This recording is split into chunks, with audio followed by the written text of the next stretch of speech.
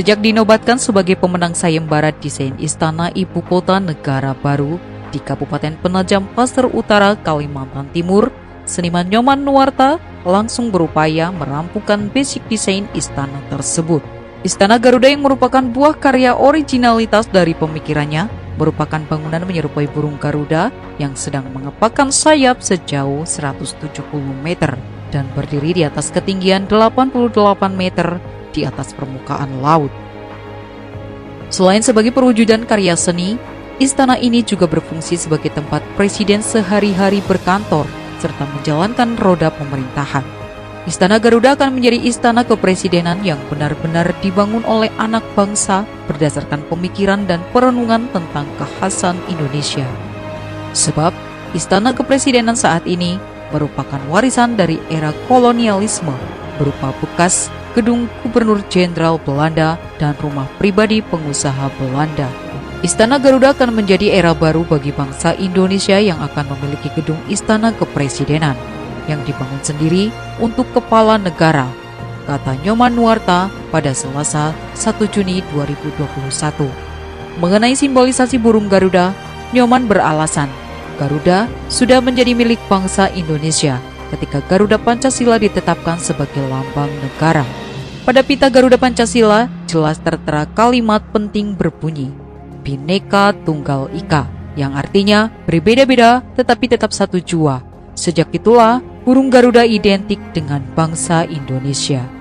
Garuda sudah menjadi alat pemersatu bangsa dari beragam etnis, agama, budaya, suku, dan kepercayaan. Inilah yang menjadi inspirasi Istana Garuda yang ke depan bakal menjadi simbol dari rumah rakyat. Seniman yang sudah berkiprah selama 50 tahun ini memandang intuisinya sebagai seniman yang mengarahkan untuk membuat desain yang terinspirasi dari burung Garuda. Itu sebagai simbol nasional yang bisa mewakili semua suku bangsa dan keluar dari frame pemikiran bahwa istana itu harus bangunan seperti peninggalan Belanda.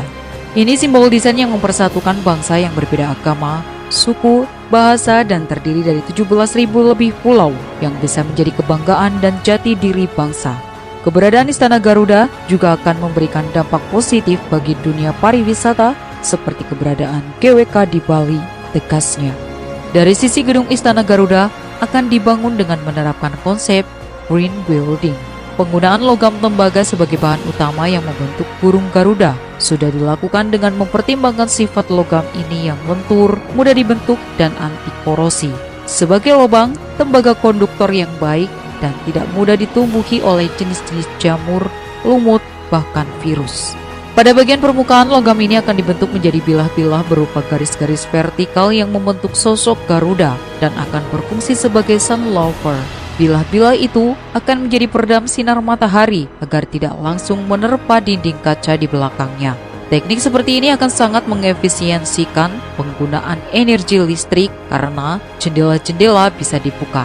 Bangunan Istana Garuda didesain menghadap ke tenggara untuk menyiasati paparan langsung sinar matahari dari timur dan barat. Dengan demikian, sinar matahari tak langsung masuk ke dalam gedung. Jadi, suhu dalam gedung tidak terlalu panas dan itu sudah dikaji secara saintis melalui metode Smart Geometry Analysis. Istana Garuda, lanjut Nyoman, merupakan satu dari beberapa karya monumental yang menerapkan perpaduan antara seni, teknologi, dan sains seperti layaknya pembangunan Garuda Wisnu Kencana GWK. Hal serupa akan diterapkan pada pembangunan Istana Garuda. Jadi, ini hasil perpaduan seni, teknologi, dan sains. Tanpa itu, mustahil menghasilkan bangunan berbentuk patung yang gigantik.